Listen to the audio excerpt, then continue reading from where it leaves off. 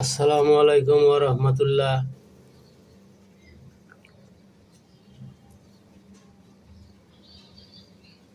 আজ শুক্রবার, পবিত্র জুম্মার দিন। তো 10টা 40 মিনিটে ভয়াবহ ভূমিকম্প।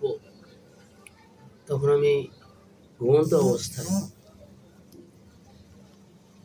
তিনতলা, তৃতীয় তলায় থাকি আমি, মসজিদের, আল্লাহর ঘর মসজিদের মার্কেটে, এবং মসজিদের সাথে মিশানো।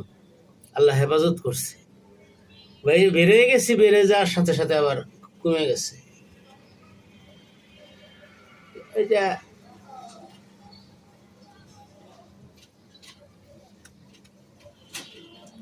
আল্লাহ হেফাজত করছে। আল্লাহর কাছে লাখ লাখ শুকরিয়া জানাই।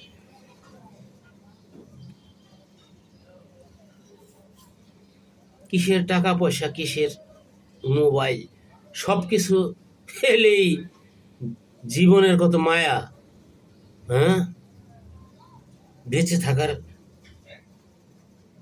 সব ফেলে ফেলে নিচে সিঁড়ি দিয়ে বাইরে নামতে গেছি।